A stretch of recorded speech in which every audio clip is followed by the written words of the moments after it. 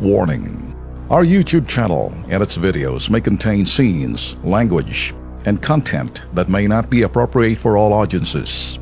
These videos include surveillance footage, undercover pursuit of suspects, actual police and rescue operations, and fearless confrontations.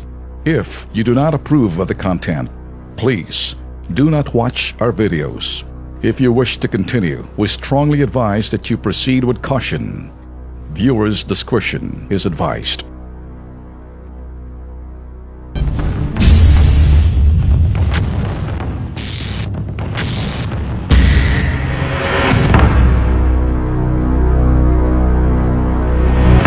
Ipinakita ng bitag sa mga opisyalis ng Department of Labor and Employment ang nakuha naming surveillance video sa loob ng garment factory. Para silang nag-aabang doon na ayun, yung parang yung tumalo na yun eh, bata. So nakita ninyo is this considered like a sweatsheet or something? What is this?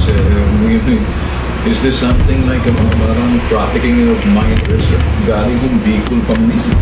Oo nga ho. Meron ho kasi tayong i-observe din na procedure para malaman kung yung mga batang involved ay minors. Importante ho yun. Tapos dapat din natin malaman kung nag-observe sila ng tamang pasweldo, kung halimbawa nagtatrabaho sila higit sa oras o binabayaran ba sila kung sakaling sila ay nag-overtime. Pero bawal ho talaga sa mga bata ang magtrabaho, lalo na kung sila ay below 15 years old. At kung sakali ho sila ay below 18, dapat ho hanggang 8 oras pa rin ang trabaho nila, hindi ho hihigit doon. Ang restriction po lamang natin, we can only go to the workplace itself. We cannot go to the residential area. Pero dahil po dun sa footage, dun po sa surveillance camera, kailangan po namin ng malinaw na pruweba. Doon, yung lugar lang talaga ng patrabahuhan tayo pwedeng pumunta. Pati yung tinutulugan nila? Pati sleeping quarters. Kasama po ang sleeping quarters. Basta workers area po. I see. Okay, sige. May naka-uniform naman. May bahay. Wala ka tayo mababay. Ano po naman yan yung ang ano po dyan, siguro pagpasok, kahit yung nakasibilyan na pulis, hindi mo na magpapakilala ang pulis.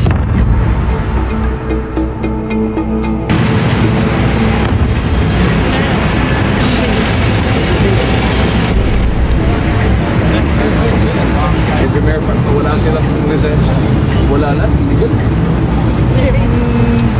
Gaganin nga ng authority. Akta ka ba ang kami? Wala nang problema sa akin. Pagpupuksa. Yun nga. Yun ang gusto namin gawin yung pagpupuksan. Pinagplanuhan ng maigi ng BITAG kasama mga DSWD, WACO, Women's, Children's and Concerns Office. Kasama rito yung mga pulis na DIOU ng Kansas City. Kung paanong makalusot dito sa Balakid dahil hindi ganun kadaling pasukin, gawa ng may tuturing residential area to at wala namang karatula na nagsasabing sila ay pagawahan or ito'y establishmentong pangnegosyo. Pwede kasing pumalag at hindi pagbuksan yung mga otoridad para sagipin yung mga bata. Kaya pinagplanuhan ng maigi, may dalawang option na hindi muna namin pwedeng sabihin basta mahalaga at mapasok yung lugar alang-alang lang doon sa mga minor de edad. Sa dalawang planong ito, I hope isa doon uubra. So plan A and plan B. Itong plan A ay kakatok, mauuna yung aming asset at saka kung paano nila masusubukang malusutan. Plan B, ibang estilo to na hindi na namin papakita basta't mahalaga yung kapakanan at kaligtasan, hindi naman kaya yung mga pobreng mga minor de edad sa loob. Pagdating sa target site, pumwesto na ang mga operatiba ng District Intelligence Operative Unit, Women's and Children's Concerns Office, Department of Labor, Department of Social Welfare and Development at BITAG.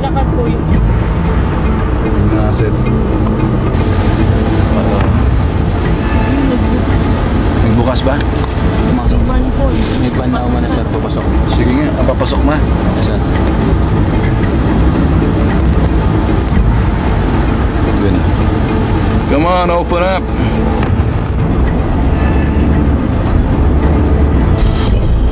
Napasok ba? Nakapasok na sa... Oh, bakit Aya? Aya?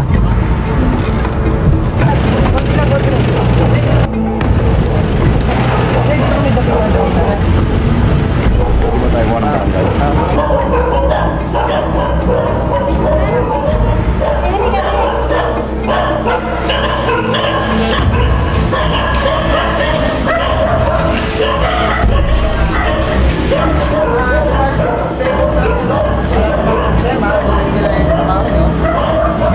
Ganda na pagka-setup, ano? Pagpasok mo sa loob, makikita natin yung pagawaan. Eto, yung sinasabing pagawaan. Hindi na, nag-duty, yung mga taga-department of labor. Tinitingnan lang yung mga bata. Yung mga bata lang. Pero yung mga... Sige, dito sa labor, sila. Sila yung mga taga-liga-liga. Ito yung mga women's desk. Sige. Sa akin na boss, hindi. Kung ako sa'yo, siguro sa labas ka na lang muna. Hayaan mo lang yung taga-dola para huwag ka makita. Yung boy, anong probinsya kayo? Saan yun? Huwag ka matakot, hindi naman kayo arrestuhin. Okay? Yan pinaka-headquarters nila. Nangyari yan.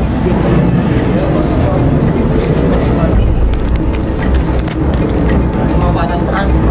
Oo, ito mga bahay. Ito mga bahay. Ayan ang bahay. Ayan ang kwarto yan, no? Kwarto yan. Yan, tutak pa ang bahay ng aso.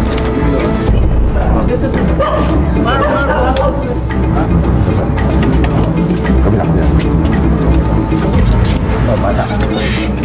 Ilan kayo dyan? Ilan taon ka na? Isa lang. Ilan taon ka na? Ilan taon ka na? Ilan taon ka na? Saan? Ilan taon ka na? Wala ka? Magandaan.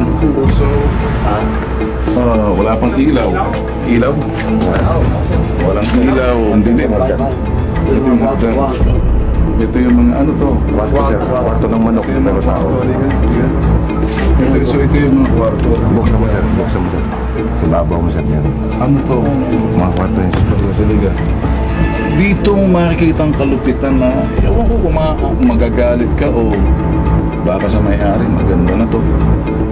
Kapag makikita mo makakawa ka, parang mga manok nang ilagay sa... Ito yung mga tipong bahay ng aso eh. Ang sariling kwarto yung mga pobreng manggagawa na tamang maminoridad.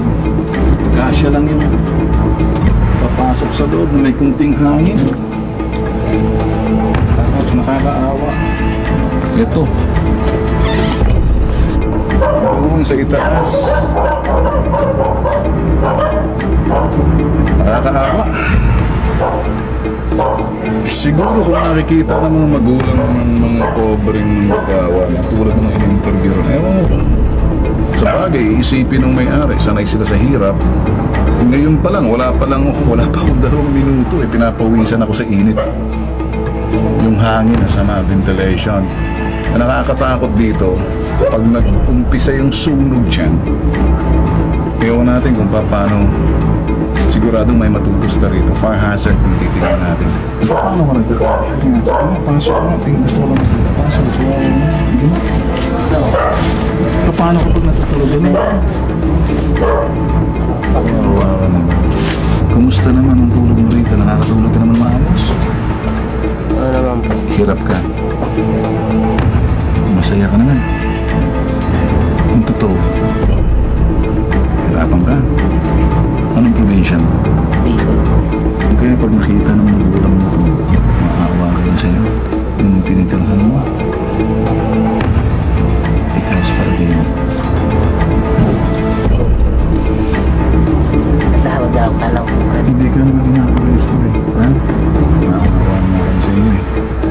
Palagay mo sa amin, kayo na nga ang biktima, kayo pa makaresto kayo. Ha? Ito na ito ako. Wala kang ito. Basta, parang akala mo, libing ka sa cemetery. Kawawa naman yung pobreng bata. Lala niyo, inaaresto. So, walang ilaw. Paano to? Nabubuksan ba ito? Wala. Paano kayo pag gusto niyo maihi sa gabi? Dito na. Dito, pwedeng ihihin na dyan. Puhusan mo yung tubig. So dito, pag umihi ka rito, ditong ihian ninyo.